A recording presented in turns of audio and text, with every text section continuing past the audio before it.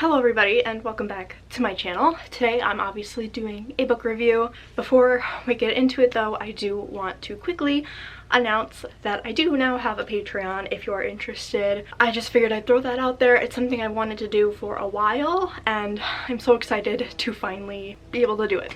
So yeah, the link will be in the description. Yeah, just throwing that out there. Without any further ado, I will be talking about The Midnight Lie by Marie Rutkoski. So this is a YA fantasy. This is so much packed into one little book, and it's quite short. It was about 350 pages, I believe, and it was probably the most enjoyment I've ever gotten out of a 350 page book. Like, it was just fun. The characters were interesting, the character development was amazing. I'll get into all of this later, obviously, and dare I say, this is a new favorite of mine. What is this book about, you may be asking? This is a book about a girl. When she's born, her mother drops her off in essentially what is a baby box, and if you don't know what a baby box is, they are at orphanages and you can put the baby in there. The main character is dropped off in a baby box when she is younger, and one of the things I noticed very quickly was the memory thing. And from the beginning she talks about like remembering being in the box and whatever, and I thought that was a bit of an odd touch, but it does circle back to that and it does bring it up, and the way everything in here connects and there's a reason for everything is just so genius, and I loved it. But essentially she is raised in this orphanage and she is eventually taken on to be an apprentice of this woman named Raven. The main character's name is Niram, by the way. Niram is apprenticed by Raven, and she is for years and years and years, and she's now 19 years old. She sees Raven as like a mother figure because Raven, you know, adopted her essentially and raised her and cared for her and gave her everything she needed. So she sees Raven as a mother figure. But in this book, she's coming to realize that Raven is not who Niram thinks she is. So there's that kind of subplot in it. There is magic in this book, which was not necessarily a pleasant surprise, but it was perfectly done in my opinion. I love big fantasy, you know, magical books, but I really liked the way that this was kind of subtle.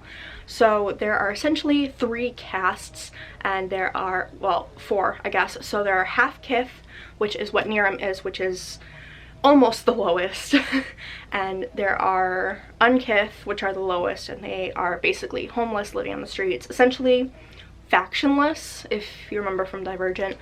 So you do not want to be unkith. So she's half kith, then there is middling, and then there is high kith.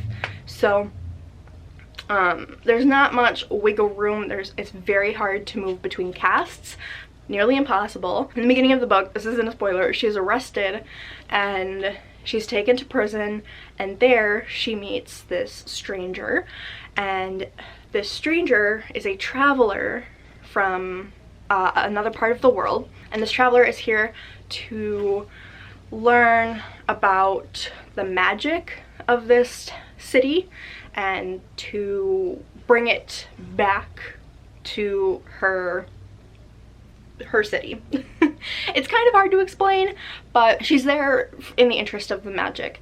And so this other character, Sid, the traveler, she and Niram kind of team up to try and figure out what the magic is, what it does, where it's coming from, and there are so many mysteries to unravel in this. Honestly, this book felt like slowly descending stairs, if that makes any sense.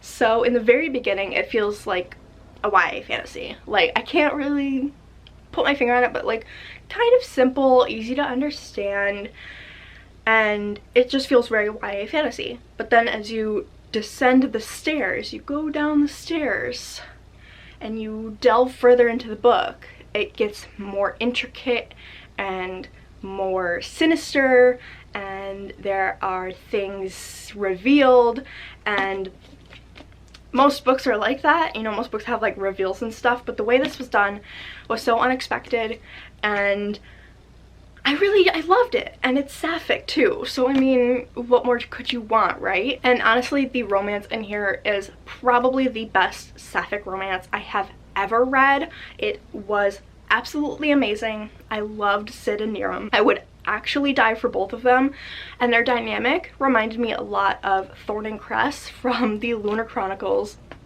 So if you really liked, I know a lot of people liked them, if you really liked their dynamic, then you will love this.